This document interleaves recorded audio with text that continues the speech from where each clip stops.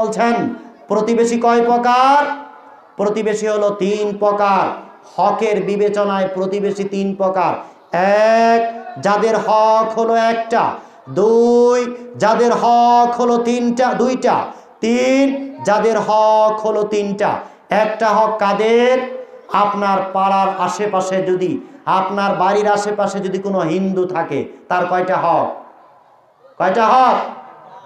একটা। কয়টা হক? হিন্দুর বাসার ফল ছিঁড়ে আপনি খেতে পারবেন, হিন্দুর অর্থ সম্পদ আপনি ভোগ করতে পারবেন, তার মেয়েদেরকে আপনি উত্ত্যক্ত করতে পারবেন, ইফটিজিং করতে পারবেন, তাদেরকে আপনি জ্বালাতন করতে পারবেন, তাদের সহায় সম্পত্তিকে আপনি জবরদখল করতে পারবেন না, অসম্ভব। ইসলাম আপনাকে এই স্বীকৃতি দেয়নি। আমরা দেখা যায় যে অনেক সময় অনেকের উস্কানিতে পড়ে, আমরা পেপার পত্রিকায় দেখেছি হিন্দুদের মন্দির অনেকে ভেঙে ফেলে না। এটা কি ইসলামের সৌন্দর্য না ইসলামের ক্ষতি? কথা কি বুঝতে পারলেন? আল্লাহ সূরাতুল আনআমে বলছেন যে তোমরা তাদের দেবতাকে গালি দিও না। হিন্দুদের দেবতা, তারা যেই মূর্তির পূজা করে তাদেরকে তোমরা গালিগালাজ করিও না। যদি তোমরা তাদেরকে গালিগালাজ করো তাহলে তারা তোমার আল্লাহকে গালি দিবে না? আপনি যদি তাদের দেবতাকে, উপাস্যকে গালিগালাজ করেন তাহলে উল্টা একটা রিয়াকশন হবে। প্রত্যেকটা ক্রিয়ার সমান এবং বিপরীত একটা অ্যাকশন আছে। নিউটনের গতির ৩ নাম্বার সূত্র। আপনি যদি তাকে গালি দেন, তার দেবতাকে গালি দেন, সে আপনার আল্লাহকে গালি দিবে। এই কারণে বলছি যে আপনার পাশে একজন হিন্দু লোক বসবাস করে, আপনি তার সামনে আপনার ইসলামের সৌন্দর্য আপনি ফুটিয়ে তোলার চেষ্টা করুন। এমন আচরণ আপনি তার সাথে করুন যাতে আপনার আচরণে মুগ্ধ হয়ে সে ইসলামের দিকে কনভার্ট হয়, ডাইভার্ট হয়, ইসলামের দিকে এসে মনোনিবেশন করে ইসলাম ধর্ম গ্রহণ করতে সে আগ্রহী হয়। কিন্তু দেখা গেল যে না, আমাদের পাশে যদি কোনো সংখ্যালঘু থাকে, আমরা তাদের সাথে এমন খারাপ নিষ্ঠুর বর্বর আচরণ করি যে তারা আমাদেরকে ঘৃণা করে না, ঘৃণা করে শেষমেশ কোথায় পালিয়ে চলে যায়? ভারত চলে যায়। আমি আপনাকে বলছি, এই দেশের হিন্দুদের উপর যদি আপনি জুলুম নির্যাতন করেন, এইটার অ্যাকশন ভারতের মুসলমানদের উপর পড়ে না? ভারত সরকার বলছেন ওই যে আসামের মুসলমানদেরকে দেশে ফাটিয়ে দিবেন। এটার কারণটা কি জানেন? ওই যে অনেক হিন্দু চলে গিয়েছে ভারতে, ওটার তারা অ্যাকশন নিবেন, ওটার প্রতিক্রিয়া তারা দেখাচ্ছেন যে যেই কয়েকজন হিন্দু বাংলাদেশ ছেড়ে চলে গিয়েছেন, ওটার অনুপাতে তারা আবার ওই দেশের মুসলমানদেরকে এই দেশে পুশব্যাক করার চেষ্টা করছেন। তাহলে আপনি যে একটা হিন্দুর সাথে খারাপ আচরণ করছেন, এটার প্রতিফল ভোগ করছে কে? ভারতের মুসলমানেরা। কথা কি বুঝতে পারলাম? তাহলে একজন হিন্দুর হক কয়টা? একটা। আল্লাহ রাসূল সাল্লাল্লাহু আলাইহি সাল্লামের সবচাইতে বেশি শত্রু কারা ছিল? হিন্দু, ইহুদি, খ্রিস্টান। কারা ছিল বলেন তো? কে ছিল? ইহুদি। ওই যে যুবক ওরা বলতেছে ইহুদি, কথা ঠিক আছে, কোরআনের দলিলে সবচেয়ে বেশি ভয়ঙ্কর শত্রু ছিলেন ইহুদি। ২ নাম্বার মুশরিক। ওই যে ভারতের হিন্দুরা যারা মুশরিক, তোরা আমাদের শত্রু, তাই বলে আমরা ওদের সাথে খারাপ আচরণ করব না। তো এই ইহুদি যারা আল্লাহ রাসূল সাল্লাল্লাহু আলাইহি সাল্লামের সবচেয়ে ভয়ঙ্কর শত্রু ছিল। আব্দুল্লাহ ইবনে ওমর যখনই বকরি জবাই করতেন, হাদিসটা আদাবুল মুফরাদ এসেছে, তখন তার কর্মকর্তা কর্মচারীকে জিজ্ঞাসা করতেন, আমার বকরির মাংসের একটা অংশ কি ওই ইহুদির বাসায় পাঠানো হয়েছে কিনা? সুবহানাল্লাহ। কথা কি বুঝতে পারলাম? এই মজলিসে যদি একটা হিন্দু আসে, আপনারা নাক ছিটকাবেন না? কথা কি বুঝতেছেন? হ্যাঁ হিন্দু, তুমি বাড়ি যাও, নাপাক। দেখেন আপনার আচরণ আর নবীর আচরণ কেমন। হাদিস সহিহ বুখারী 220। আল্লাহ রাসূল সাল্লাল্লাহু আলাইহি ওয়াসাল্লাম মসজিদে বসে আছেন। قام عربي فبال في المسجد فتناوله الناس فقال النبي صلى الله عليه وسلم دعوه وحرقوا على بول سجلا من ماء أو ذنوبا من ماء إنما بعثتم ميسرين ولم تبعثوا معسرين। হাদিসটা সহিহ বুখারী। দেখেন একজন হিন্দুকে আপনি এই মজলিসে বসতে দিতে রাজি নন। কথা কি বুঝতেছেন? একজন হিন্দু লোককে আপনি যদি এই মসজিদে আসে, আপনি তাকে তাড়িয়ে দিবেন, এটা আপনার জন্য বৈধ না অবৈধ? বৈধ না। এটা ভালো কাজ না খারাপ কাজ? নিঃসন্দেহে খারাপ কাজ। কারণ ওই হিন্দু যদি কিয়ামতের মাঠে জিজ্ঞাসা করে, আল্লাহ আমি তো অনেক মুসলমানদের মাঝে বসবাস করেছি, জন্ম থেকে মৃত্যু পর্যন্ত ওই মুসলমানদের কমিউনিটির মাঝে আমার বাসস্থান ছিল, কোন মুসলমান তো আমাকে দাওয়াত দেয়নি, ইসলাম ধর্মে দীক্ষিত হওয়ার জন্য আহ্বান করেনি। এখানে যদি কাউকে বলা হয়, আপনি কি কেউ কখনো কোনোদিন একজন হিন্দুকে দাওয়াত দিয়েছেন? হাত তোলেন তো, কে দাওয়াত দিয়েছেন? আমি দেইনি, আমি আগে হাত নামিয়ে ফেললাম। আপনারা দিয়েছেন? আপনার বাড়ির আশেপাশে হিন্দু আছে? আছে? আছে?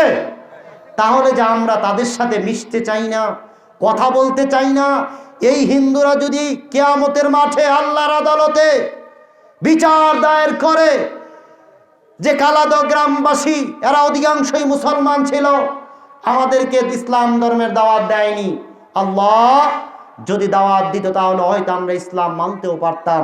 এই জন্য আমরা দায়ী না, দায়ী হলো কালাদহবাসী। ঠিক কিয়ামতের মাঠে হাদিসটা সহিহ বুখারী, নূহ আলাইহিস সালাম এর বিরুদ্ধে তার উম্মতেরা মামলা দায়ের করবে। তার উম্মতেরা যখন পাপী তাপী অপরাধী জাহান্নামের যখন তাদের সিদ্ধান্ত হয়ে যাবে জাহান্নামে যাওয়ার, তখন নূহ আলাইহিস সালামের জাতি বলবে, আল্লাহ আমরা জাহান্নামে যাওয়ার জন্য আমরা দায়ী নই, দায়ী হলেন তোমার ওই নবী নূহ আলাইহিস সালাম। সে আমাদের কাছে দাওয়াত পৌঁছায়নি, তোমার রিসালাতের বাণী আমাদেরকে পৌঁছায়নি। যদি আমাদেরকে দ্বীন ধর্মের দাওয়াত দিত তাহলে এই খারাপ কাজ আমরা করতাম না, এই অন্যায় অপরাধ আমরা করতাম না। তখন আল্লাহ রাব্বুল আলামিন নূহ আলাইহিস সালামকে ডাক দিয়ে বলবেন, ও নূহ তুমি কি তোমার দায়িত্ব সঠিকভাবে পালন করেছো? কয় হ্যাঁ ইয়া রাব্বুল আলামিন, আমি যে আমার দায়িত্ব সঠিকভাবে পালন করেছি এটার সাক্ষী আপনি স্বয়ং। আল্লাহ বলবেন যে না, আজকে বিচারের মাঠে আমি তোমার পক্ষে সাক্ষ্য প্রদান করব না, তুমি সাক্ষী নিয়ে আসো, তুমি যে সঠিকভাবে দায়িত্ব পালন করেছো এটার সাক্ষ্য উপস্থিত করো, নতবা তোমার জান্নাতে যাওয়ার পথ রুদ্ধ করে দেওয়া হলো, গেটকে নক করে দেওয়া হলো, জান্নাতের দরজা খোলা হবে না। কার বিরুদ্ধে বলবে? কার বিরুদ্ধে বলবে? নবীর বিরুদ্ধে বলবে। আপনার বিরুদ্ধে বলতে পারে না, আমার বিরুদ্ধে বলতে পারে না। তখন নূহ আলাইহিস সালাম উম্মতে মুহাম্মদীদেরকে সাক্ষী মানবে, বলবে আল্লাহ আমার সাক্ষী হলো উম্মতে মুহাম্মদী, আমি যে সঠিকভাবে দায়িত্ব পালন করেছি এটার সাক্ষ্য দিবে উম্মতে মুহাম্মদী। উম্মতে মুহাম্মদীর আল্লাহর সামনে যাবে, বলবে ইয়া রাব্বাল আলামিন, তোমার নবী হযরত নূহ আলাইহিস সালাম সঠিকভাবে দায়িত্ব পালন করেছে।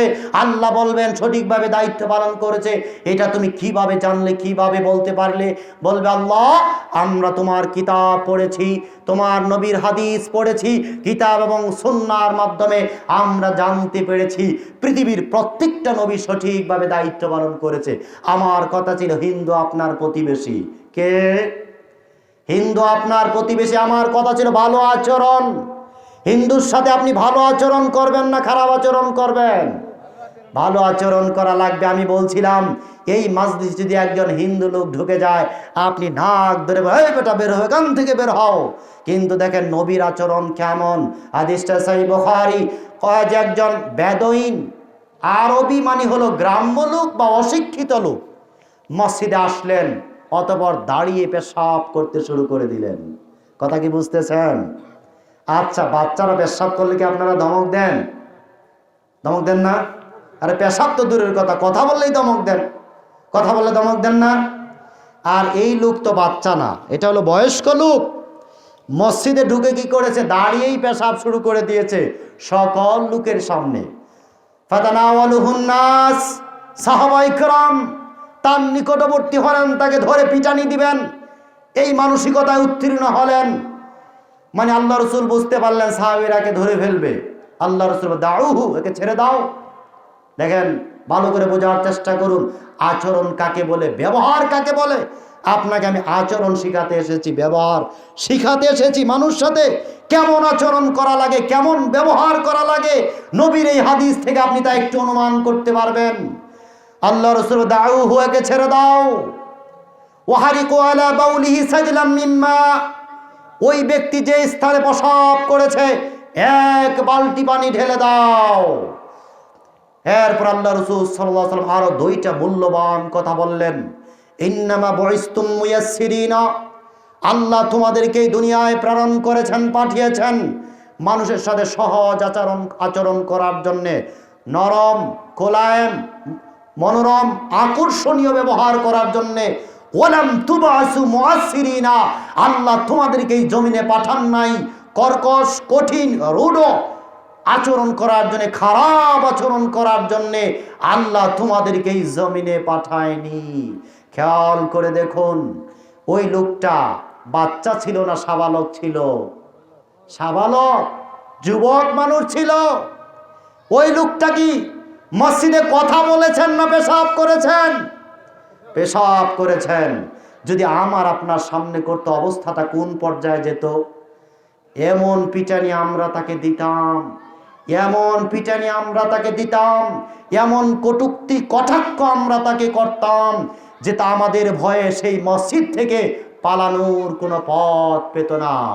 এই বেদঈন পরবর্তীতে দোয়া করছেন, আল্লাহ তুমি আমার প্রতি রহম করো, আল্লাহ তুমি এই নবীর প্রতি রহম করো, আল্লাহ এই উপস্থিত জনতার একজনকেও তুমি দয়া মায়া করবে না।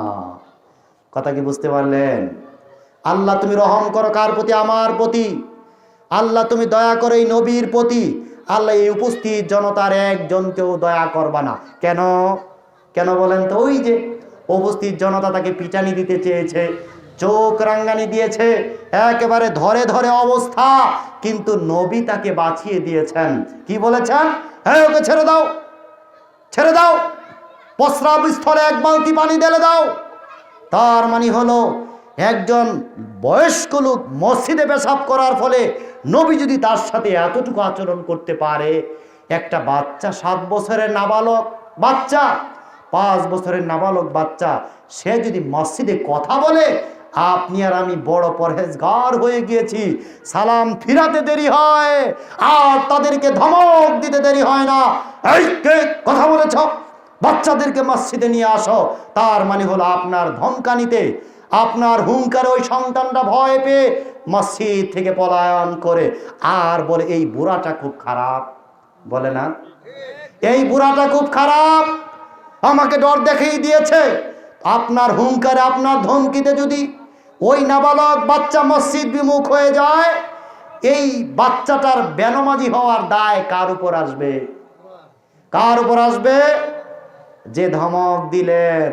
আপনি কত বড় পরহেজগার যে বাচ্চায় আপনার সালাত নষ্ট করে। অথচ প্রিয় নবী মুহাম্মদ সাল্লাল্লাহু আলাইহি সাল্লাম যখন সিজদায় যেতেন, হাসান এবং হুসাইন তার পিঠে ঘোড়ার মতো আরোহণ করতেন, যতক্ষণ পর্যন্ত না তারা ক্লান্ত হয়ে তার পিঠ থেকে নেমে না যেতেন, ততক্ষণ পর্যন্ত তিনি সিজদায় থাকতেন। সুবহানাল্লাহ।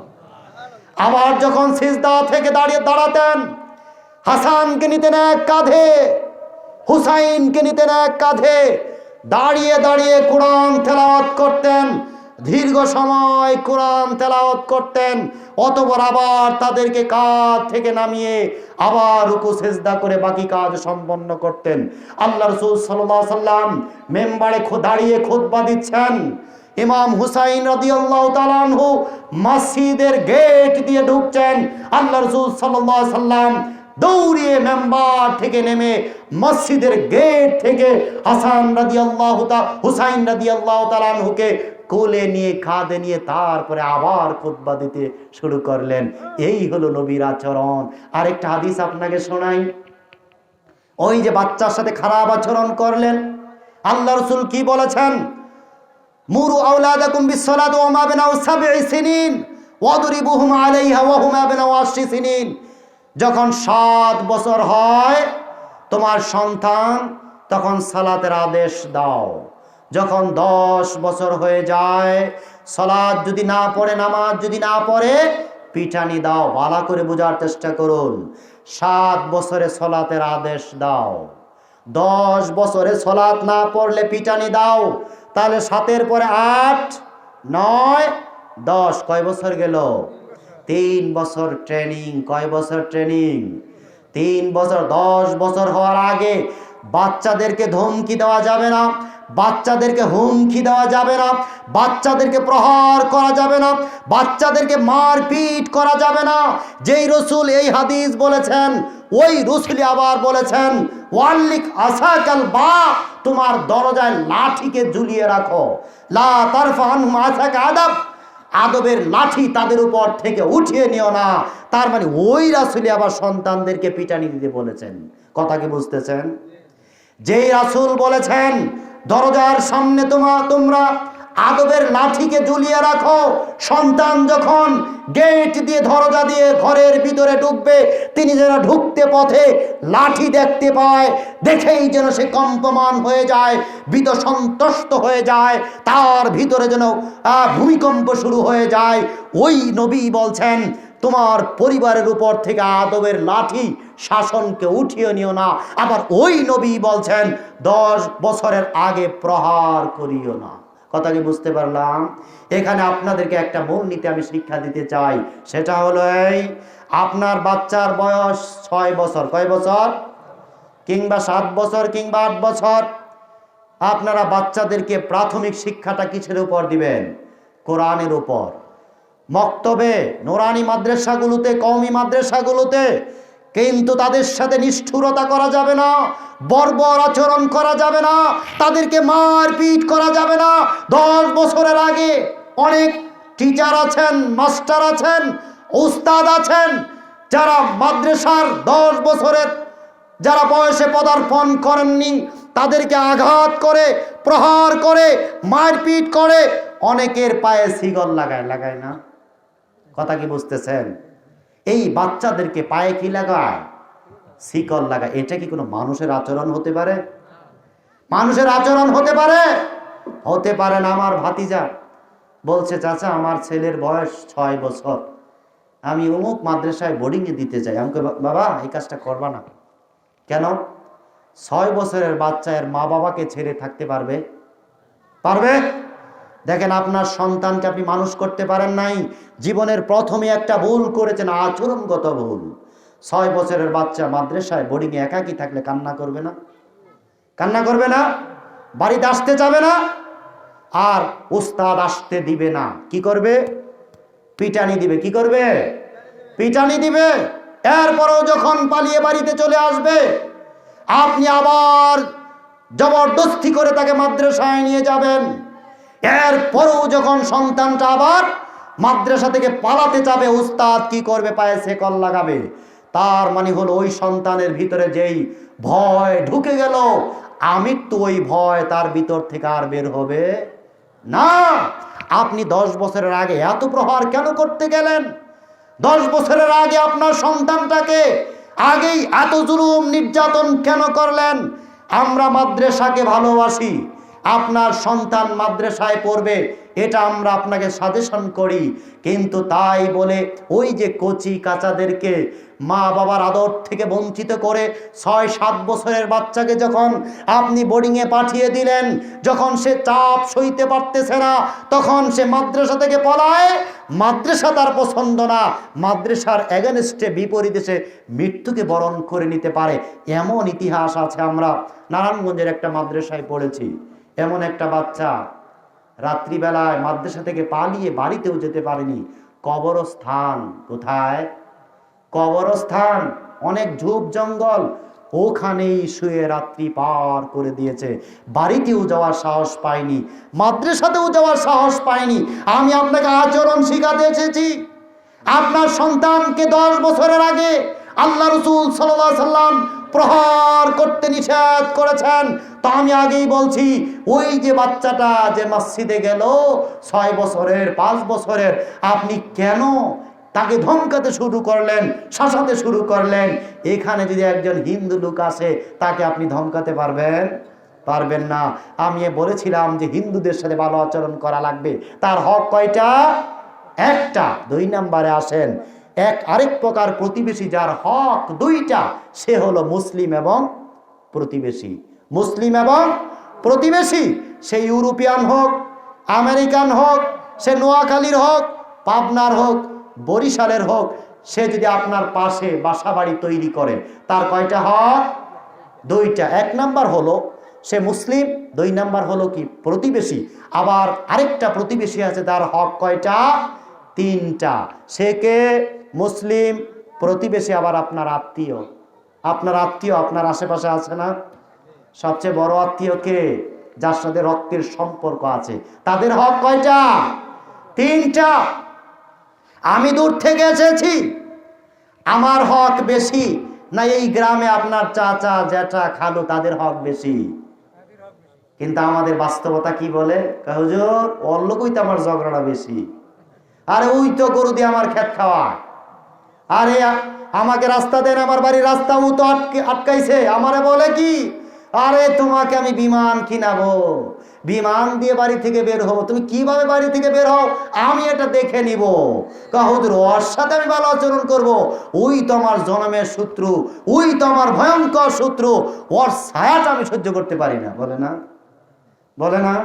তাহলে সবচেয়ে ভালো আচরণ পাওয়ার যোগ্য কে? ওই যে যার সাথে আপনার শত্রুতা বেশি।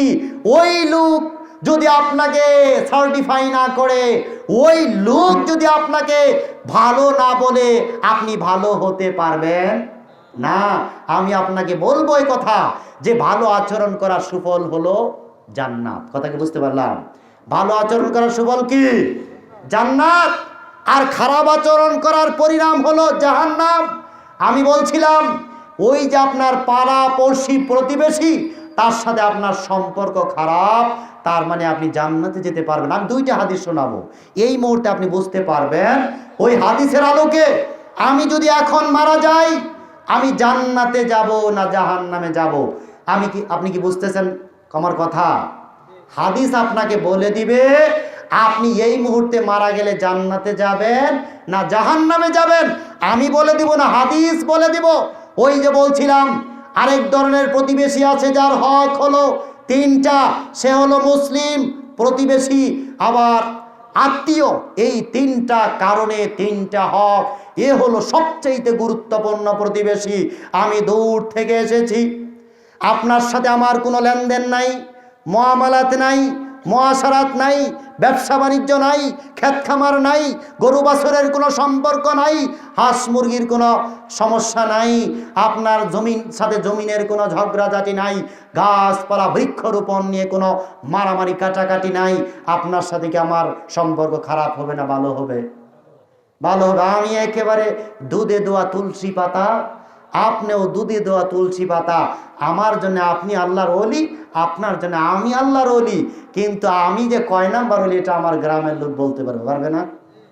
আপনি যে কয় নাম্বারের ওলি এটা আপনার গ্রামের লোক বলতে পারবে, কারণ তারা সকাল সন্ধ্যায় আপনার আচরণ পর্যালোচনা করেছে, অবলোকন করেছে। তারা জানে আপনার ভিতর কেমন।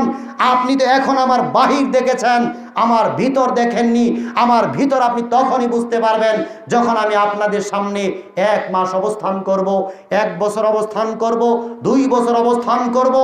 আপনারা আমার সাথে চলাফেরা করবেন, লেনদেন করবেন ইত্যাদি মাধ্যমে আপনারা আমাকে যাচাই করতে পারবেন। পারবেন না? দেখেন 2টা প্রবাদ আছে, কি জানেন? কয় দেশের ফকির দেশে ভিক্ষা পায় না, একটা কথা আছে না? আরেকটা হলো সব কিছু দেশিবালা কিন্তু বক্তা বিদেশিবালা। কথা কি বুঝেন নাই? ইতিপূর্বে আলোচনা করছিলেন যারা, হয়তো এলাকার আলেম উলামা, এরাই কিন্তু বাংলার ভাগ আরেক জায়গায় গেলে, তাই না? কথা কি বুঝেন নাই? এরাই কিন্তু বাংলার ভাগ যদি আপনার কালাদো গ্রাম ছেড়ে অন্যত্র যায়, তার মানে হলো আপনার দেশি চাউল ভালো, দেশি ডাউল ভালো, দেশি মাছ ভালো, কিন্তু দেশি বক্তা ভালো না। কেন? ওই যে এলাকার বক্তা, আরে ওটা কোনো মানুষ হলো, এই করেছে সেই করেছে, মানে তার ভিতরে কোনো ত্রুটি থাকতে পারে না। কিন্তু ওই যে পাবনা যশোহরের যে হুজুর, সে কি মক্কার খেজুর? তার ভিতরে কোনো সমস্যা নাই?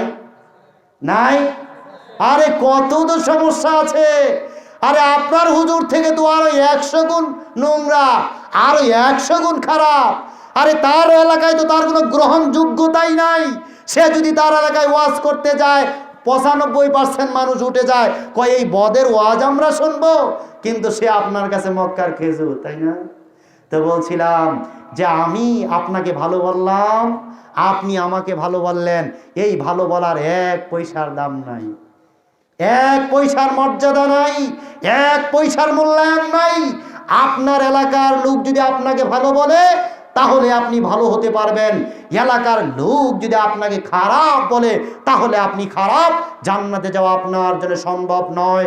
বলছিলাম আপনাকে আমি 2টা হাদিস শোনাবো, হাদিসের মাধ্যমে আপনি বুকে হাত দিয়ে আন্দাজ করতে পারবেন আপনি এই মুহূর্তে মারা গেলে জান্নাতে যাবেন না জাহান্নামে যাবেন। কথাটা কি সহজ না ভারী? কথাটা কি গুরুত্বপূর্ণ না হাস্যকর? হুজুর আপনিও কি জান্নাতের সার্টিফিকেট দেন কিনা? আমি দেই না। দিয়েছেন কে?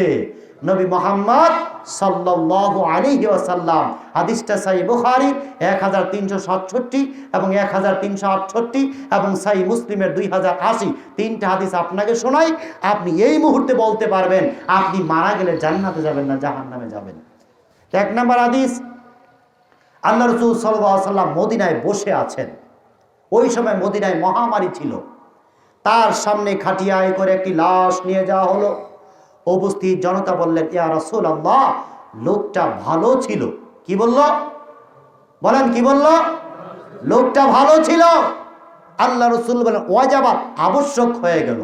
ওই যে বলছিলাম মহামারী, মানুষ বেশি বেশি মারা যাচ্ছে, পরক্ষণেই খাটিয়ায় করে আরেকটি লাশ নিয়ে যাওয়া হলো। উপস্থিত জনতা বলল, ইয়া রাসূলুল্লাহ, লোকটা খারাপ ছিল। আগে কি বলল? ভালো ছিল। পরে কি বলল? খারাপ ছিল। আবার আগের বার বলল ওয়াজাবাত, আবশ্যক হয়ে গেল। দ্বিতীয়বার আল্লাহ রাসূল সাল্লাল্লাহু আলাইহি ওয়াসাল্লাম বললেন ওয়াজাবাত, আবশ্যক হয়ে গেল। সাহাবায়ে কেরাম বুঝতে পারলেন না, আগের বারও আবশ্যক হয়ে গেল, পরের বারও আবশ্যক হয়ে গেল। কি আবশ্যক হয়ে গেল? আল্লাহ রাসূল সাল্লাল্লাহু আলাইহি ওয়াসাল্লামকে জিজ্ঞাসা করলেন। সাহাবারা বললেন, ইয়া রাসূলুল্লাহ, আগের বার লোকটাকে আমরা ভালো বললাম, আপনি বললেন আবশ্যক হয়ে গেল, আর পরের লোকটা যাকে আমরা মন্দ বলে অবহিত করলাম ওই ব্যক্তির ক্ষেত্রেও আপনি বললেন আবশ্যক হয়ে গেল। তাহলে আবশ্যক হয়ে গেল এটার তাৎপর্য কি? আল্লাহ রাসূল সাল্লাল্লাহু আলাইহি ওয়াসাল্লাম বললেন, হাযা আসনাইতুম আলাইহি খায়রান ফাওয়াজাবাত লাহুল জান্নাহ। আল্লাহ রাসূল বললেন, প্রথম ব্যক্তি যাকে তোমরা ভালো বললে তার জন্য জান্নাত আবশ্যক হয়ে গেল। ওয়াহাযা আসনাইতুম আলাইহি শাররান ফাওয়াজাবাত লাহুন নার। আর দ্বিতীয় ব্যক্তি যাকে তোমরা খারাপ বললে তার জন্য জাহান্নাম আবশ্যক। সুবহানাল্লাহ। বুঝেন নাই? কথা বুঝেন নাই? আপনি মরবেন না?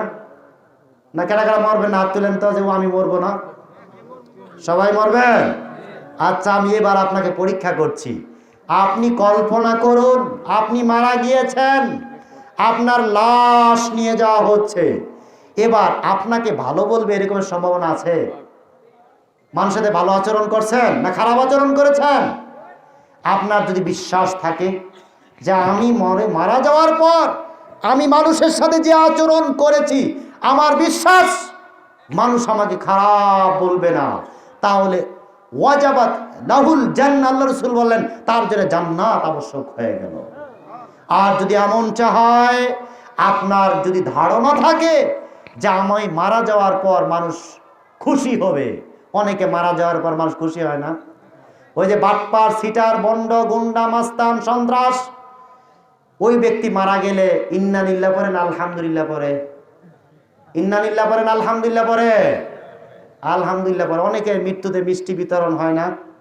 ভারতের নরেন্দ্র মোদী যদি মারা যায় আমরা কি ইন্না লিল্লাহ পড়বো, শোক প্রকাশ করবো না মিষ্টি খাবো? একেবারে মিষ্টি খাবো। তার মানে কি আপনিও কি সেই কোয়ালিটির লোক যে আপনার মৃত্যুর পর মানুষ খুশি হবে? যদি আপনি জুলুম করে থাকেন, আরেকজনের সম্পদ অন্যায়ভাবে জবরদখল করে থাকেন, যদি আপনি সিটারি, বন্ডামি, গুন্ডামি, মাস্তানি করে থাকেন, তাহলে আপনার মৃত্যুর পর জনগণ খুশি হবে, খুশি হবে না? আল্লাহ রাসূল সাল্লাল্লাহু আলাইহি ওয়াসাল্লাম এই কথাই বলেছেন। উপস্থিত জনতা, তোমরা যাকে খারাপ বললে তার জন্য জাহান্নাম আবশ্যক হয়ে গেল। এর পরের হাদিস, ওমর বিন খাত্তাব রাদিয়াল্লাহু তাআলা আনহুর খেলাফত কালে তিনি মসজিদ নববীর বারান্দায় দাঁড়িয়ে আছেন। ওই সময় মহামারী ছিল। তার সামনে দিয়ে একটি লাশ নিয়ে যাওয়া হলো। উপস্থিত জনতা বলল লোকটা ভালো ছিল। ওমর বিন খাত্তাব রাদিয়াল্লাহু তাআলা আনহু বললেন ওয়াজাবাত, আবশ্যক হয়ে গেল। পরক্ষণে আরেকটি লাশ নিয়ে যাওয়া হলো। উপস্থিত জনতা বলল লোকটা ভালো ছিল। ওমর বিন খাত্তাব রাদিয়াল্লাহু তাআলা আনহু বললেন ওয়াজাবাত, আবশ্যক হয়ে গেল। তৃতীয় নম্বরে আরেকটি লাশ নিয়ে যাওয়া হলো। উপস্থিত জনতা বলল ইয়া আমারাল মুমিনিন, এই লোকটা খারাপ ছিল। প্রথম দুইজনের ব্যাপারে কি বললেন? ভালো বললেন। তৃতীয় জনের ব্যাপারে কি বললেন? লোকটা খারাপ ছিলেন। এই ব্যক্তির ক্ষেত্রেও বলেন অজাবাত, আবশ্যক হয়ে গেল। উপস্থিত জনতা বললেন হে আমিরুল মুমিনিন, আগের দুইজনকে ভালো বললাম, তাও বললেন আবশ্যক। পরের জনকে খারাপ বললাম, তাও বললেন আবশ্যক। এই আবশ্যক আবশ্যক এটার তাৎপর্য বা মিনিংটা কি? ওমর বিন খাত্তাব বললেন আমি সেই রকম বললাম যেই রকম বলেছিলেন নবী মুহাম্মদ সাল্লাল্লাহু আলাইহি ওয়াসাল্লাম। একটু আগে বলেন নাই? একটু আগে বলেন নাই? ওমর বিন খাত্তাব সংখ্যাটাকে আরো কমিয়ে দিয়েছেন।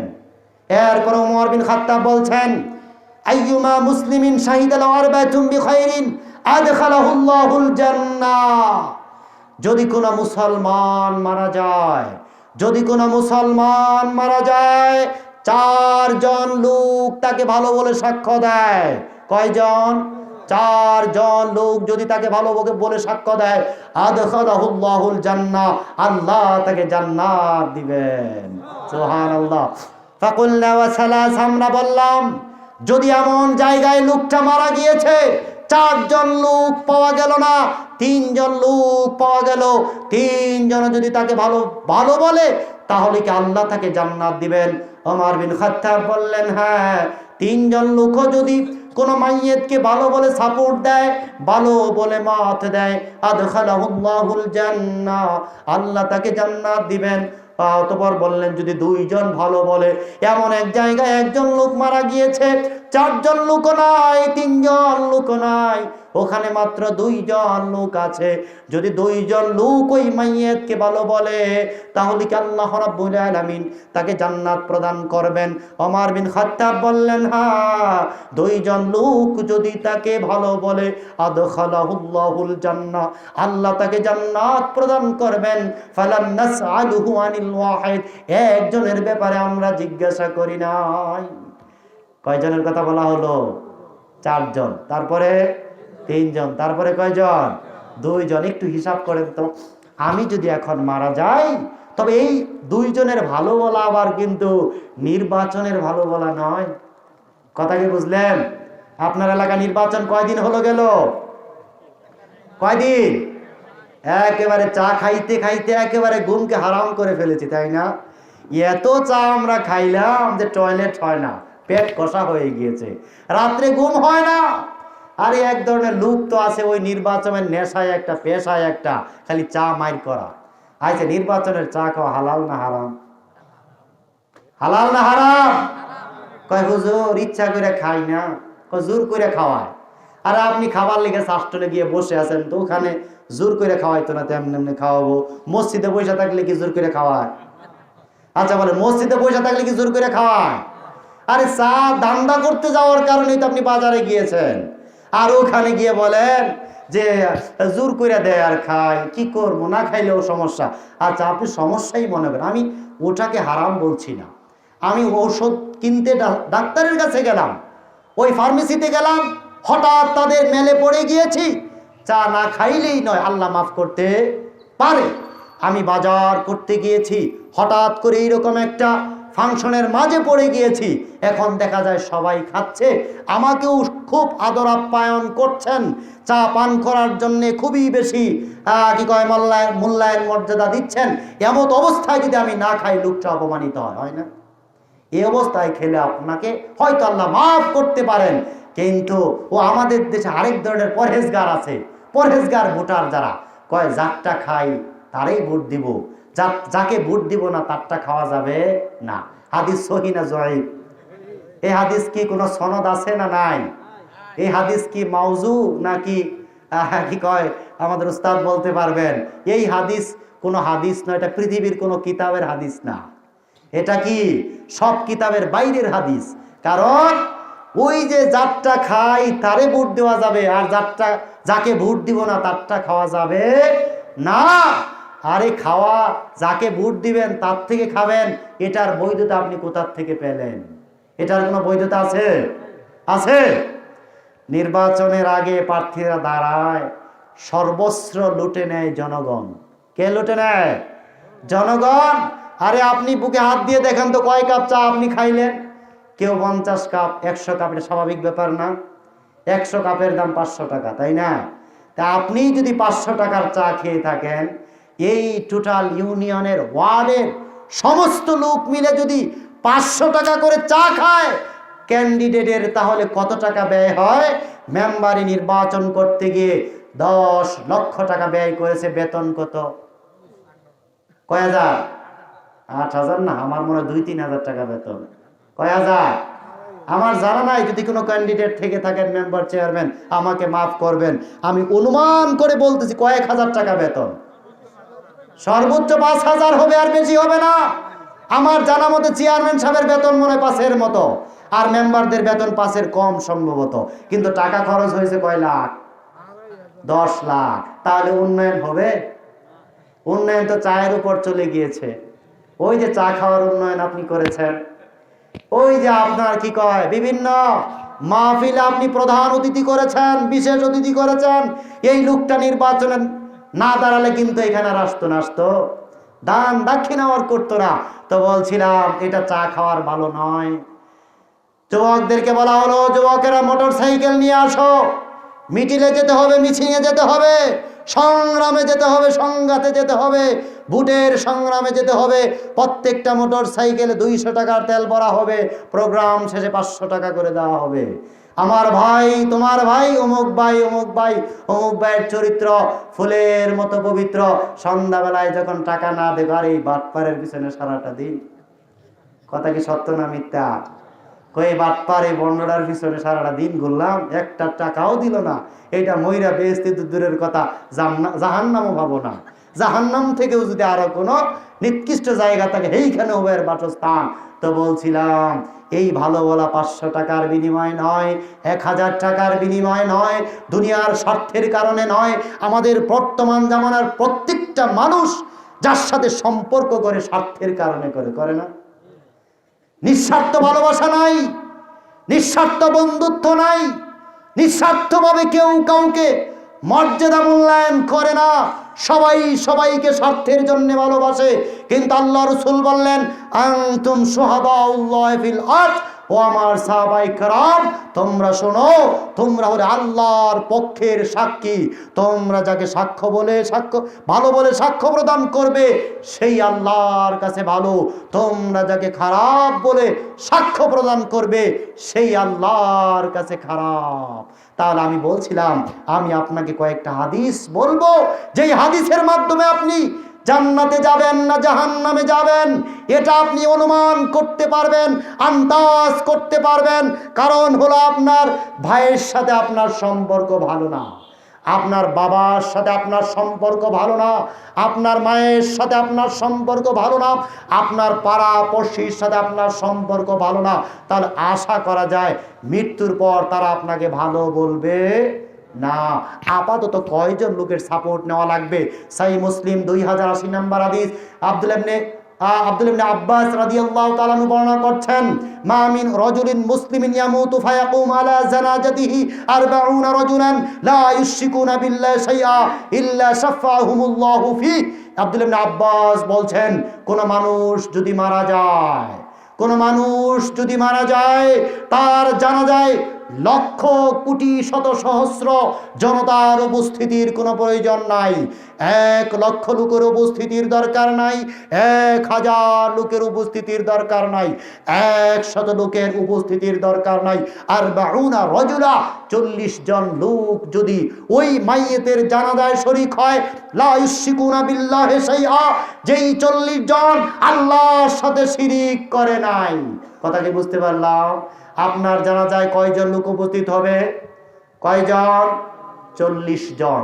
লা ইউশরিকুনা বিল্লাহি শাইআ, যারা শিরিক করে নাই, যারা মূর্তি পূজা করে নাই, যারা কবরকে পূজা করে নাই, যারা গাছ পূজা করে নাই, যারা মাছ পূজা করে নাই, যারা দেবতা পূজা করে নাই, যারা নেতা পূজা করে নাই, যারা নেত্রী পূজা করে নাই, এই রকম 40 জন লোক যদি তার জানাজায় উপস্থিত হয়, অতঃপর মাইয়েতের পক্ষে শাফাত করে, আল্লাহ তুমি একে ক্ষমা করো, আল্লাহ তুমি একে রহম করো, আল্লাহ তুমি একে ক্ষমা করো, আল্লাহ তুমি একে রহম করো, আল্লাহ রাসূল সাল্লাল্লাহু আলাইহি সাল্লাম বলছেন ওই 40 জন ব্যক্তির শাফাত এই মাইয়েতের পক্ষ থেকে আল্লাহ কবুল করে নেবেন। সুবহানাল্লাহ। তাহলে আজকে জানাজা নিয়েও রাজনীতি হয়, রাজনীতি হয় না? বড় নেতার জানাজায় যত লোক হয়, ছোট নেতার জানাজায় তত লোক হয় না। আচ্ছা, ওই যে ঢাকার বড় বড় জানাজা যেটা বাইতুল মুকাররম মসজিদ প্রাঙ্গণে উপস্থিত হয়, 1 লক্ষ 10 লক্ষ আমরা পেপার পত্রিকায় দেখেছি, 10 লক্ষ 20 লক্ষ লোক অনেক নেতার জানাজায় শরীক হয়। 10 লক্ষ লোকের মধ্যে কয়জনের ওযু আছে? কথা কি বুঝতে পারলাম? কয়জনের ওযু আছে? আমার তো মনে হয় কয়েক লক্ষ লোকের ওজনে, আমি বাস্তব কথা বলছি। ঢাকা রূপগঞ্জ, আপনারা নাম শুনেছেন, পূর্বাচল উপশহর জিন্দা পার্ক, আপনারা হয়তো অনেকে যেতে পারেন, নামি দামি একটা পার্ক। 2003 সালে আমি তখন ক্লাস 9-এ পড়ি। জিন্দা পার্কের ভিতরে একটা স্কুল, লিটল এঞ্জেলস সেমিনারি, ওখানে কিশোরগঞ্জের আনোয়ার স্যার নামে একজন গণিত টিচার ছিলেন, তার কাছে প্রাইভেট পড়তে যেতাম। সে ওই স্কুলের খুব নামি দামি একটা স্কুল, তো ওইখানে তিনি গণিত পড়াতেন। তা আমি তার কাছে প্রাইভেট পড়তে গেলাম। তো তিনি মাদ্রাসার পড়ুয়া, কামেল পাস। তা আমিও যেহেতু মাদ্রাসায় পড়েছি, দুইজনে মিলে লেখাপড়াও করি, আবার দিন ধর্মের আলোচনাও করি। কথা কি বুঝতে পারলাম? বিভিন্ন আলোচনা, কোরআন হাদিস নিয়ে আলোচনা হয়। তা বলতেছে, বাসার যাও আজকে নামাজ পড়াও। আমি বলি, না স্যার আপনি পড়াবেন, আপনি ওইখানে মসজিদের আপনি ইমাম। বলছে কেন তুমি পড়াও। যাই হোক, একদিন ইমামতি করলাম মাগরিবের সালাতে। তো হঠাৎ করে দেখি মসজিদে লোকজন নেই। হঠাৎ করে নামাজের পূর্বাক্ষণে সব লোক মসজিদে উপস্থিত। ইতিপূর্বে যা দেখলাম, বিভিন্ন গাছের গোড়ায় পাকা করা আছে, একেবারে টাইলস টুলস বিছানো আছে, ওখানে বসে বসে আলাপ আলোচনা গল্প গুজব করছেন। তো হঠাৎ করে তারা সবাই নামাজে সামিল হলেন, মাগরিবের সালাত মসজিদে পড়লেন। তো সালাত সমাপন্তে আমি স্যারকে জিজ্ঞাসা করলাম, স্যার মিথ্যা বলছি না, আল্লাহ সাক্ষী। অনেক বক্তা আছেন মিথ্যা উপমা দেয়, কথা কি বুঝতে পারলাম? আল্লাহ সাক্ষী মিথ্যা বলছি না, যে স্যার এই লোকগুলোকে দেখলাম এখানে গাছের গোড়ায় ওই যে বিভিন্ন জায়গায় বসে আড্ডা দিচ্ছেন, অনেকে আবার পাইপ টানতেছেন। কি টানতেছেন? পাইপ টানছেন, সিগারেট খাচ্ছেন, চা খাচ্ছেন। হঠাৎ করে লোকগুলো যে জামাতে সামিল হলো, ও যে ইস্তেঞ্জা কোন সময় সারলো আমি তো বুঝতে পারলাম না স্যার। আসলে আমার কৌতূহল যে এটা কিভাবে সম্ভব। তখন স্যার বেটা নামাজ পড়লে আমার রুজু লাগে নাকি, আমার ধমক দিল। বললো, দেখ বেটা বুঝবি না এখানের কেরামতি। কারণ হলো কি, যেই পার্কের ভিতরে যারা প্রবেশ করবে, সালাতের সময় যদি এরা মসজিদে অংশগ্রহণ না করে 100 টাকা জরিমানা। এরা আকাম কুকাম যাই করার করবে, সমস্যা নাই। কিন্তু নামাজের সময় হলে পুরুষ লোকদেরকে পুরুষ জামাতে আর মহিলাদেরকে মহিলা জামাতে অংশগ্রহণ করা লাগবে, নতুবা কয়শো টাকা জরিমানা? 100 টাকা। আর এখানে যারা কর্মকর্তা কর্মচারী আছে, এরা যদি না পড়ে তাহলে এই জরিমানা লিস্টি করা হবে, বেতন থেকে কর্তন করে দেওয়া হবে। এই 100 টাকার ভয়ে তারা নামাজ পড়েছে, এমনি এমনি পড়েনি। তাহলে অজু ছাড়া যে মানুষ নামাজ পড়ে, একটা আপনারা বিশ্বাস হয়? তো বলছিলাম, কয়জনের জানাজার সালাত পড়বে? 40 জন, 40 রাজুলা। আল্লাহ রাসূল সাল্লাল্লাহু আলাইহি সাল্লাম বললেন, 40 জন লোক যদি তোমার জানাজার সালাতে অংশগ্রহণ করে, যারা আল্লাহর সাথে শিরিক করেনি, এই 40 জন লোক যদি আল্লাহর কাছে তোমার পক্ষে শাফাআত করে, আল্লাহ রাসূল সাল্লাল্লাহু আলাইহি সাল্লাম বললেন, ওই লক্ষ কোটি জনতার দরকার নাই, এই 40 জনের শাফাআত আল্লাহ রাব্বুল আলামিন কবুল করে নেবেন। সুবহানাল্লাহ। তাহলে আমাদের দায়িত্ব কি? আমাদের দায়িত্ব হলো যে আমরা যারা মুরব্বী হয়ে গিয়েছি, যে আমরা যে মৃত্যু একেবারে ধারপ্রান্তে এসে গিয়েছি, আমরা দেখে দেখে যেই লোকটা মুশরিক নয় ওই ব্যক্তিটাকে টার্গেট করব, বলবো যে ভাই আমি যদি মারা যাই তুমি আমার জানাজায় শরীক হবে, আমার জানাজায় অংশগ্রহণ করবে।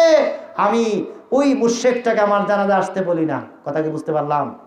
ওই বেনামাজিটাকে আমার জানাজায় আসতে আমি মানা করব, ও বেনামাজি তুমি আমার জানাজায় আসবে না, ও মুশরিক মুরতাদ তুমি আমার জানাজায় আসবে না, তুমি আমার জানাজায় আসলে আমার ক্ষতি হওয়ার সম্ভাবনা আছে। লাভ তো হবেই না, আরো ক্ষতি হওয়ার সম্ভাবনা আছে। পৃথিবীর সব মানুষ যদি একজন বেনামাজির জানাজা পড়ায়, বেনামাজির কোনো উপকারে আসবে না। কিংবা পৃথিবীর সকল বেনামাজি মিলে যদি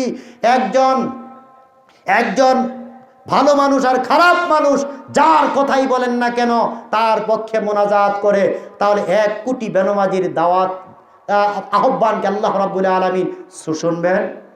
তাদের আহ্বানকে আল্লাহ সাড়া দিবেন না? কোনো কাজে আসবে না। দেখেন আব্দুল্লাহ ইবনে উবাই ইবনে সালুল, যাকে মুনাফিকদের সর্দার বলা হতো, কি বলা হতো? মুনাফিক সর্দার আব্দুল্লাহ ইবনে উবাই ইবনে সালুল।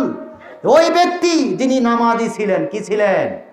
নামাজি। মসজিদে যেতেন, শুক্রবারে জুমার খুতবার আগে তিনি আরেকটা খুতবা দিতেন। নবী মুহাম্মদ সাল্লাল্লাহু আলাইহি ওয়াসাল্লাম মেম্বারে আছেন, তার সামনে দাঁড়িয়ে বলতো, ও মদিনার অধিবাসীরা তোমরা শোনো, ইনি হলেন নবী, ইনি আমাদের মাঝে আগমন করেছেন, ওনাকে আল্লাহ নবুয়ত দিয়েছেন, উনি আমাদের মক্কায় এসেছেন, মদিনায় এসেছেন, ওনার আগমনের মাধ্যমে আল্লাহ আমাদের সম্মান মর্যাদাকে বাড়িয়ে দিয়েছেন। তোমরা একে যথার্থভাবে আদর আপ্যায়ন মর্যাদা মূল্যায়ন করবে, কোনো ঘাটতি কিংবা কমতি করবে না। কিন্তু আবার আড়ালেই কি করতেন? বদনাম করতেন, শত্রুতা করতেন। সামনাসামনি প্রশংসা, কথা কি বুঝতে পারতেছেন? সামনাসামনি প্রশংসা, আবার আড়ালেই বদনাম। তার মানে বলছি এই লোকটা নামাজি ছিল, নামাজ পড়তেন, যাকাতও দিতেন, কিন্তু ভিতরে ঈমান কি পাকাপোক্ত ছিল না। এই লোকের কথা বলছি। যখন আব্দুল্লাহ ইবনে উমাই মারা গেলেন, তার ছেলে এসে বলছেন, ইয়া রাসূলুল্লাহ, আমার বাবার জানাজার নামাজটা আপনি পড়াবেন, আপনার পরিধেয় একটা বস্ত্র দেন, যেই বস্ত্র দ্বারা আমার বাবাকে কাফনের ব্যবস্থা করব। একটা জামা দেন, একটা চাদর দেন, যেই চাদর এবং জামা পরিধান করিয়ে আমার বাবাকে কাফনের ব্যবস্থা করব, এবং আমার বাবার জানাজার সালাত আপনি পড়াবেন। আল্লাহ রাসূল সাল্লাল্লাহু আলাইহি ওয়াসাল্লাম তার জামাটা খুলে দিলেন, যে নাও এই জামা দিয়ে তোমার বাবার কাফনের ব্যবস্থা করো।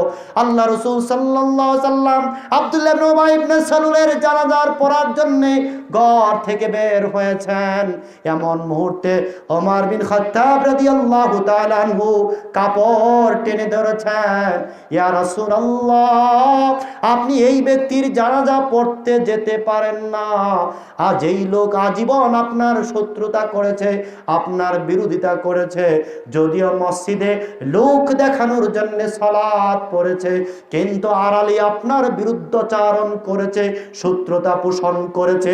এই লোকের আপনি জানাজার সালাত পড়াতে পারেন না, যেই লোকের ব্যাপারে কোরআন আয়াত নাজিল হয়েছে সূরাতুল মুনাফিকুন, পুরোটাই আব্দুল্লাহ ইবনে উবাই ইবনে সালুলের ব্যাপারে নাজিল করা হয়েছে।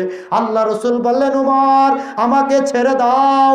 আল্লাহ রাব্বুল আলামিন আমাকে না হাও বলেন নাই, নাও বলেন নাই, আমাকে আল্লাহ রাব্বুল আলামিন এই ব্যক্তির জানাজা পড়তে নিষেধও করেন নাই, আদেশও দেন নাই। নিষেধও করেন নাই, আদেশও করেন নাই, তুমি আমাকে ছেড়ে দাও। তার সন্তান আব্দুল্লাহ, আমার প্রিয় সাহাবী, তার বাবা মারা গিয়েছে, আমাকে জানাজার সালাত পড়ানোর জন্য আমন্ত্রণ করেছে, আমি তার আমন্ত্রণ রক্ষা করব, আমি তার বাবার জানাজার সালাত পড়াবো। ওমর পিছন দিক থেকে কাপড় টেনে ধরেছেন, আর আল্লাহ রাসূল বলছেন, ওমর আমার কাপড় ছেড়ে দাও, আমি তার জানাজার সালাত পড়াবো। ওমর রাদিয়াল্লাহু তাআলা আনহু তার জামাকে ছেড়ে দিলেন, আল্লাহ রাসূল গেলেন জানাজার সালাত পড়ালেন।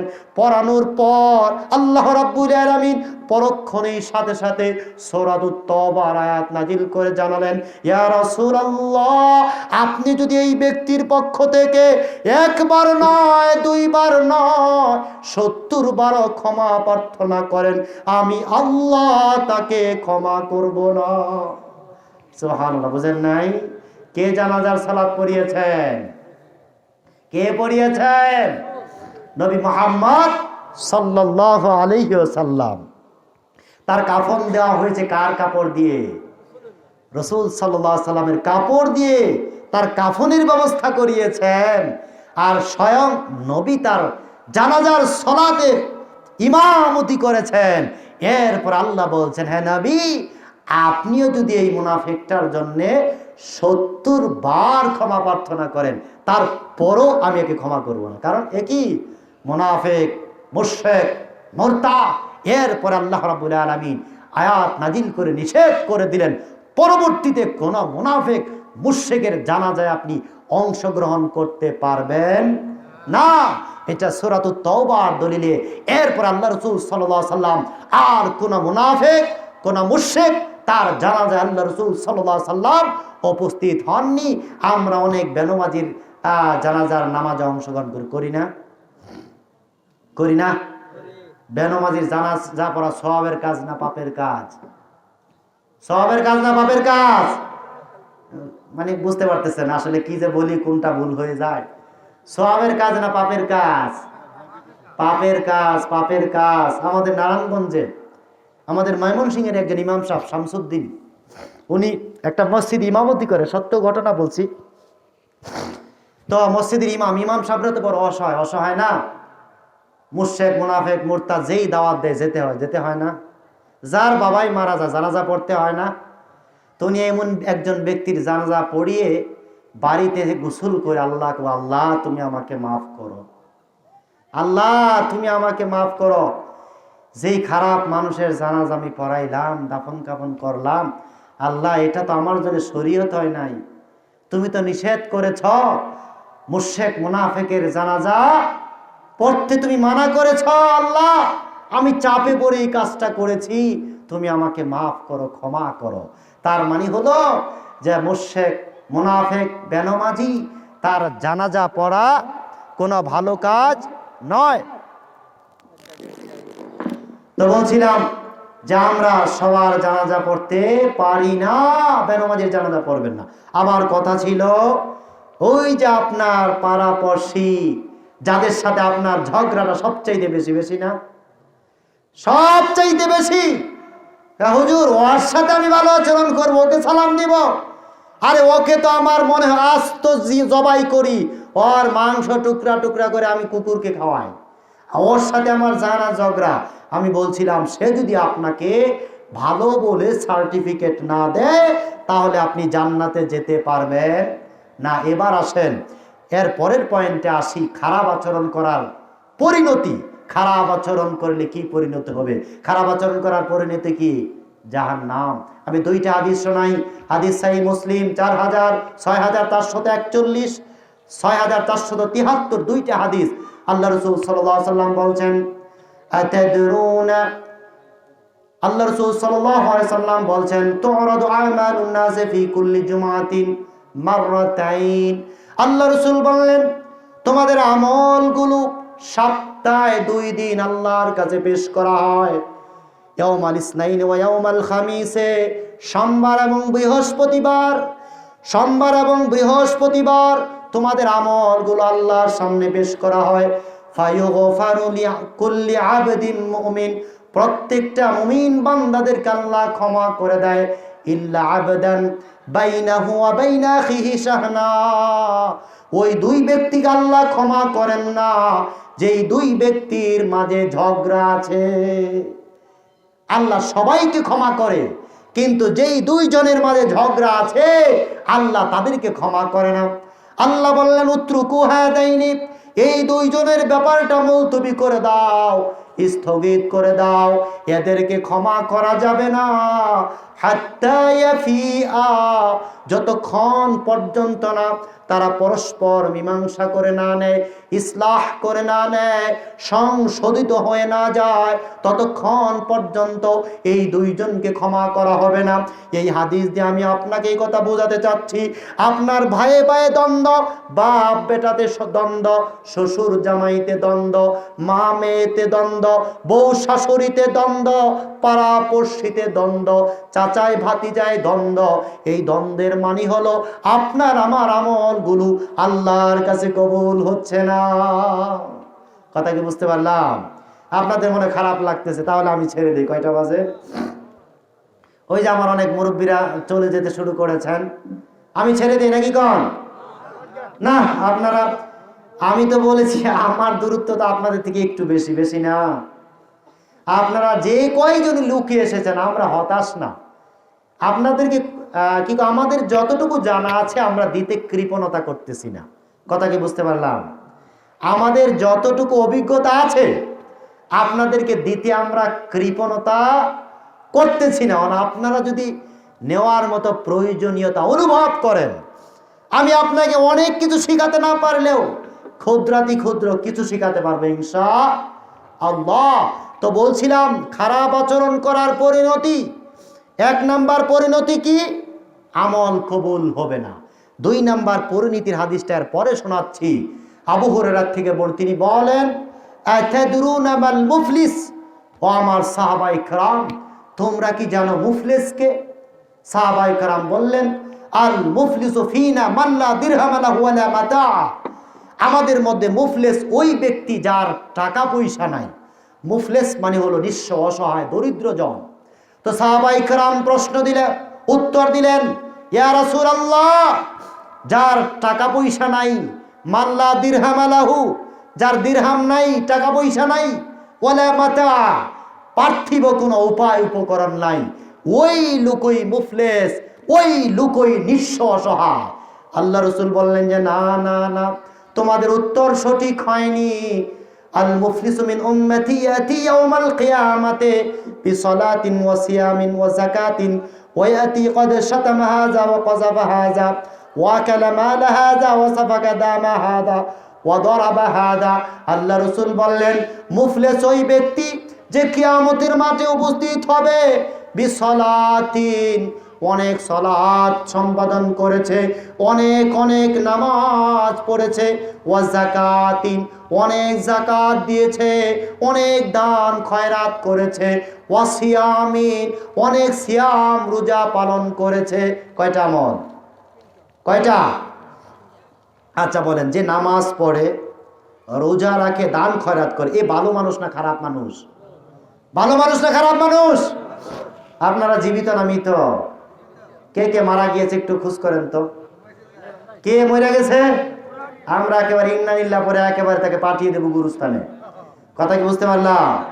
যে মরে যাব আমরা কিন্তু ইন্না লিল্লাহ পড়ে ফেলবো, তারপরে উনি কোথায় চলে যাবে? একবারে গুরুস্থানে। তো বলছিলাম যে আল্লাহ রাসূল সাল্লাল্লাহু আলাইহি সাল্লাম বলছেন মুফলিস ওই ব্যক্তি যে নামাজ পড়ে, রোজা রাখে, যাকাত দেয়। আমাদের মধ্যে যারা অনেক অনেক ভালো মানুষ তারা নামাজ পড়ে, পড়ে না? আরো যারা ভালো মানুষ রোজা রাখে, রাখে না? আর সবচাইতে ভালো মানুষ এরা একটু যাকাতও দেয়। এর বাইরে কি আমাদের কোনো ইবাদত আছে? কথা কি বুঝেন নাই? নারায়ণগঞ্জ একটা মসজিদে ইমামতি করি, ওই মিশর থেকে একটা জামাত এসেছে। আমাদের বাঙালিদের ইবাদত উপাসনা দেখে তারা পারস্পরিক আলোচনা করছেন, ইবাদুহুমুস সালাহ। কয় বাঙালি করে ইবাদত হলো শুধু নামাজ পড়া। কয় নামাজ পড়ার বাইরে আর কোনো ইবাদত কি নাই? তারা নিজেরা নিজের আলোচনা করছেন, আমরা হয়তো একটু শুনেছি। তার মানে আমাদের দেশে যারা ভালো মানুষ তারা নামাজ পড়ে, আর একটু ভালো মানুষ রোজা রাখে, আর যারা যাকাত দেয় তাদের বেলায় তো কোনো কথাই নাই, এরা একেবারে পিওর খাঁটি মুসলমান, তাই না? কিন্তু আল্লাহ রাসূল বললেন না, এই লোকটা মুফলিস, নিঃস্ব, অসহায়, দরিদ্রজন, যে নামাজ পড়েছে, রোজা রেখেছে, যাকাত মানে দান খয়রাত করেছে। কেন সে অসহায়? এরপর আল্লাহ রাসূল সাল্লাল্লাহু আলাইহি ওয়াসাল্লাম ব্যাখ্যা করেছেন, অনেক সওয়াবের ভান্ডার নিয়ে কিয়ামতের মাঠে সে উপস্থিত হবে। পরক্ষণেই পিছন দিক থেকে অনেক অভিযোগ আসবে, অনুযোগ আসবে। একজন এসে বলবে, আল্লাহ কদ শাতামা হাযা, এই লোকটা আমাকে গালি দিয়েছে। আরেকজন এসে বলবে, কযাবা হাযা, আল্লাহ এই লোকটা আমার উপর মিথ্যা অপবাদ দিয়েছে। আরেকজন এসে বলবে, আকালা মালা হাযা, আল্লাহ এই লোকটা আমার অর্থ সম্পদ, আমার টাকা পয়সা অন্যায়ভাবে ভক্ষণ করেছে। আরেকজন এসে বলবে, সাফাকা দামা হাযা, ইয়া রাব্বাল আলামিন এই পরহেজগার লোকটা আমার মাথা ফাটিয়ে রক্ত জড়িয়েছে। আরেকজন এসে বলবে দরাবাহাজা ইয়া রাব্বুল আলামিন, এই লোকটা আমাকে চর থাবড় মেরেছে, আমাকে প্রহার করেছে। প্রথমে সে বলবে আল্লাহ, এই লোকটা আমাকে গালি দিয়েছে। পরে বলবে আল্লাহ, এই লোকটা আমার প্রতি মিথ্যা অপবাদ দিয়েছে। আরেকজন এসে বলবে আল্লাহ, আমার অর্থ সম্পদ অন্যায়ভাবে ভক্ষণ করেছে। আরেকজন এসে বলবে আল্লাহ, আমার মাথা ফাটিয়ে রক্ত বের করেছে। আরেকজন এসে বলবে আল্লাহ, আমাকে অন্যায়ভাবে চর থাবড় মেরেছে। আল্লাহ বলবেন কি চাও, কি চাও? এইটার বিনিময়ে টাকা পয়সা? কয় না না না, টাকা পয়সা আজকে কিয়ামতের মাঠে কোনো দরকার নাই। তাহলে কি দরকার? কিয়ামতের মাঠে আজকে আমার সওয়াবের দরকার, আমার পুণ্যের দরকার। আজকে আমি টাকা পয়সা চাই না, ধন দৌলত চাই না। ওই লোকটা যে আমাকে একটা গালি দিয়েছে, এর বিনিময় আমি তার কাছ থেকে কিছু সওয়াব চাই। আল্লাহ রাসূল বললেন ফায়ুতাহাদা মিন হাসানাতিহি, এই গালির প্রতিদান বিনিময় তার সওয়াব থেকে দেওয়া হবে। অতঃপর আরেকজন এসে বলবে আল্লাহ, এই লোকটা আমাকে মিথ্যা অপবাদ দিয়েছে। কয় বিনিময় কি চাও? টাকা পয়সা? কয় না না, টাকা পয়সা দেওয়া হবে না। কয় কি চাও? কয় ওর সওয়াব আমি চাই। এই মিথ্যা অপবাদ দেওয়ার অনুপাতে আল্লাহ রাব্বুল আলামিন ওই ব্যক্তির সওয়াবকে এই ব্যক্তিকে দিয়ে দিবেন। আরেকজন এসে বলবে আল্লাহ, আমার দোকানে বসে এক কাপ চা খেয়েছে, 5টা টাকা পাই দেয়নি। কিংবা বোন বলবে আমার ভাই আমার ওয়ারিস মেরে দিয়েছে, দেয় না? বুক ফুলে বলতে পারবেন আপনার বোনের ওয়ারিস আপনি বুঝিয়ে দিয়েছেন? বলতে পারবেন? মুরব্বীরাও অপরাধী, বাবারে সব দিয়ে যায়, মাওকে কিছুই দেয় না। আরে বাংলাদেশ সরকার সমান অধিকার চায়, তাই না? আরে যারা সমান অধিকারের হর্তাকর্তা তারা তার বোনকে 1 পয়সাও দেয়নি। কথা কি বুঝতে পারলাম? 1 পয়সাও দেয়নি, 1 তোলাও দেয়নি। তো বলছিলাম, আপনি জান্নাতে যেতে চান আপনার বোনকে ঠকিয়ে। আপনার বাবা মারা গিয়েছে আজকে 20 বছর। কয় বছর? এখনো আপনি আপনার বোনের অর্থ সম্পদ বুঝিয়ে দেননি। আপনি তাদের জমিন চাষাবাদ করেন না? তাদের জমিন আপনি আজকে এখনো বুঝিয়ে দেননি। আপনার বোনের জমিন চাষাবাদ করে আপনি রুটি রুজির ব্যবস্থা করছেন। এটা আপনার জন্য হালাল না হারাম? শুধু হারামই নয়, আল্লাহ রাসূল বলেছেন, হাদিস সহিহ মুসলিম, মান আখাযা শিবরাম মিনাল আরদি যুলমান সায়ুতাওয়াকুহু ইয়াউমাল কিয়ামাতি মিন 7 আরাদিন। যদি 1 হাত জমিন চুরি করে, কয় হাত? 1 হাত, কিয়ামতের মাঠে 7 তবক আসমান জমিন তার ঘাড়ের মধ্যে লটকিয়ে দেওয়া হবে। দেখেন আমরা অনেক পাপ করি না? আল্লাহ কত মেহেরবান। আমি কথাটা পরে বোঝাচ্ছি আপনাকে। আল্লাহ কত মেহেরবান, আমাদের পাপগুলোকে আল্লাহ ঢেকে রেখেছেন। ঢেকে রাখেন নাই? আমাদের পাপগুলো যদি মানুষে জানতো তাহলে কি আমাদেরকে এইভাবে সম্মান করত? আপনি কি পাপ করেন নাই? আমার যেই না পাপ আছে মানুষে জানলে তো আপনার এখানে দাওয়াত দিতেন না। আমার কথা বলছি, আপনারা ভালো হতে পারেন। আমাদের বর্তমান একজন মন্ত্রী, তার মন্ত্রিত্ব চলে গিয়েছে না? ওই যে টাকলা কথা বুঝলেন নাই? কয়টা পাপ প্রকাশ পেয়েছে? কয়টা পাপ? একটা পাপ আল্লাহ প্রকাশ করেছেন। কয়টা পাপ? একটা পাপ আল্লাহ প্রকাশ করেছেন। একটা পাপ প্রকাশ করার কারণে সে তার আর ওই পদে বহাল থাকতে পারেননি। তার সমস্ত পাপ যদি আল্লাহ প্রকাশ করতেন তাহলে তিনি আর জমিনেই থাকতে পারতেন না। আমি তার কথা বলছি না, আমার কথা বলছি, আপনার কথা বলছি। আমার আর আপনার যত পাপ, এটা যদি আল্লাহ এটার মুখোশকে উন্মোচন করে দিতেন, প্রকাশ করে দিতেন, তাহলে কি আমরা সমাজে বসবাস করতে পারতাম না? জনগণ আমাকে ধিক্কার দিত। তো বলছিলাম, এই যে আমরা চুরি জানি, বাটপারি, সিটারি, বন্ডামি, গুন্ডামি, আমার ভাইয়ের বোনের অর্থ সম্পদ লুটে পুটে খাচ্ছি, এটা যদি সমাজ জানতো তাহলে আমাদেরকে লাঞ্ছনার মালা গলায় পরাতো। এই লাঞ্ছনার গলা মালা কিয়ামতের মাঠে কে পরাবেন? আল্লাহ। সেই দিন ভদ্রলোকই থাকবে, পরহেজগারিতা থাকবে, ইমানদারিতা থাকবে। জমিন চুরি যারা করেছে, ওই সাধু বাবা আর সাধু থাকবে না। সাইয়ুতাওয়াকুনা মা বাখিলু বিয়াউমিল কিয়ামা। আল্লাহ সূরাতুল আল ইমরানে বলছেন, তোমরা কৃপণতা করে যেই অর্থ সম্পদের পাহাড় রচনা করেছ, এই সম্পদ বেড়ি বানিয়ে তোমাদের ঘরের মধ্যে লটকিয়ে দেওয়া হবে। সে অপমানিত হবে, সে লাঞ্ছিত হবে। লক্ষ কোটি সহস্র জনতা কিয়ামতের মাঠে যারা থাকবেন সবাই বুঝতে পারবে এই লোকটা চোর। এই লোকটা কি? চোর। এই লোকটা তার বোনের হিস্সাকে ঠকিয়েছেন, এই লোকটা তার ভাইকে ঠকিয়েছেন, এই লোকটা তার চাচাকে ঠকিয়েছেন, এই লোকটা তার ভাতিজাকে ঠকিয়েছেন। বলছিলাম কিয়ামতের মাঠে হাজী সাহেব বিপদে পড়ে যাবেন, গাজী সাহেব বিপদে পড়ে যাবেন, মাওলানা সাহেব বিপদে পড়ে যাবেন। কারণ তারা যে ওয়ারিস সঠিকভাবে বুঝিয়ে দেননি। তো বলছিলাম যারা ওয়ারিস ঠকিয়ে আমাদের ওই সমস্ত মুরব্বী যারা হজ করতে যায়, বলে মা তোদেরকে বেশি দিতে পারি নাই, পোলাদেরকে দিলাম 1 পোরা, তোরা 2 কাঠা নিয়ে আমারে মাফ করিয়া দে। বলে না মাফ চাওয়া যাবে? মাফ চাওয়া যাবে, মাফদুরি করা যাবে নৌকা? মিরাসের আইন কে দিয়েছেন? আল্লাহ। আপনি কি আল্লাহর আইন পরিবর্তন করতে পারবেন? আইন কে দিয়েছেন? আল্লাহ। আল্লাহ রাসূল সাল্লাল্লাহু আলাইহি ওয়াসাল্লামের সামনে একজন সাহাবী আসলেন, তার বাবা আসলেন, একটা ঘোড়া নিয়ে আসলেন।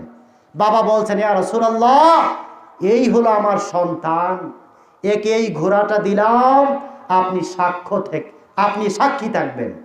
আল্লাহ রাসূল বলেন, তোমার কি আরো সন্তান আছে? কয় হ্যাঁ আছে। কয় তাদেরকে একটা করে ঘোড়া দিয়েছ? কয় না দেইনি। আল্লাহ রাসূল বলেন, আমি অবৈধ কাজের সাক্ষী হই না। প্রত্যেকটা সন্তানকে একটি করে ঘোড়া দিবা, নতুবা এই সন্তানের কাছ থেকে ঘোড়া ফেরত নিবা। কথাটা বুঝেন আবার, প্রত্যেকটা সন্তানকে একটি করে ঘোড়া দিবে, নতুবা এই সন্তান থেকে ঘোড়াটা ফিরিয়ে নিবে।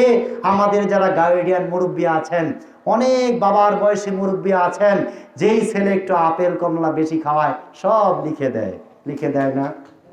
লিখে দেয় না? আপেলের স্বাদ আর সহ্য করতে পারে না, কমলার লোভ আর সইতে পারে না।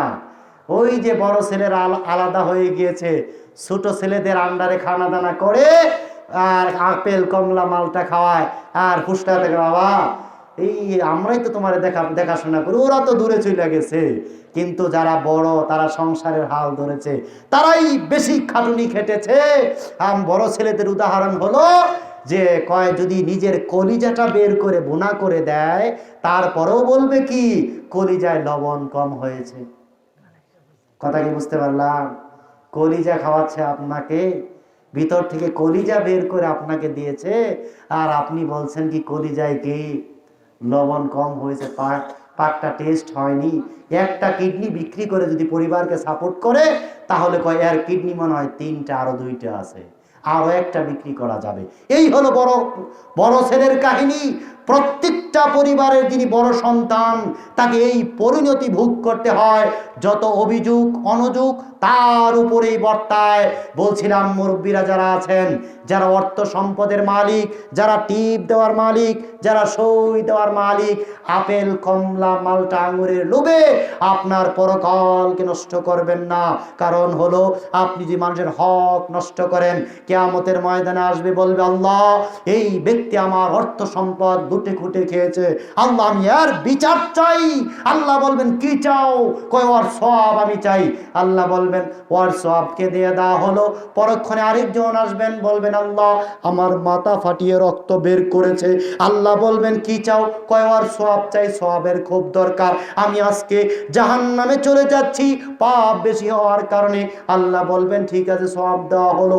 আরেকজন এসে বলবে আল্লাহ আমাকে অন্যায়ভাবে একটি থাবুর মেরেছে, আমি আর বিচার চাই, বিনিময় চাই, ওর কাছ থেকে আমি সওয়াব চাই। আল্লাহ সওয়াব দিয়ে দিবেন। অতঃপর আরো অভিযোগ আসবে, অনুযোগ আসবে, তার সওয়াব নাই। এবার কি করা যায়? আল্লাহ আমার অনেকগুলো পাপ, এই পাপগুলো থেকে আমাকে মুক্তি দাও, আমার পাপগুলোকে ওই ব্যক্তির কাঁধে দিয়ে দাও। আরো অভিযোগ আসবে, আসার পর ওই পাপগুলোকে তাদের কাঁধে দিয়ে দেওয়া হবে। আল্লাহ রাসূল বললেন সুম্মা তুরিহা ফিন্নার, অতঃপর এই ব্যক্তিকে আল্লাহ রাব্বুল আলামিন জাহান্নামে নিক্ষেপ করবেন। সুবহানাল্লাহ। এই লোক কি নামাজ পড়তো না, হজ যাকাত দিত না, রোজা রাখতো না? কিন্তু দেখা গেল কি, এত কিছু করার পর আচরণ ভালো ছিল না। কি ভালো না? ওই যে গালি দিয়েছে, মিথ্যা অপবাদ দিয়েছে, তারপরে কি অন্যের অর্থ সম্পদ অন্যায়ভাবে ভক্ষণ করেছে, ইত্যাদি কারণে তার সওয়াবগুলো মানুষে নিয়ে নিয়েছে।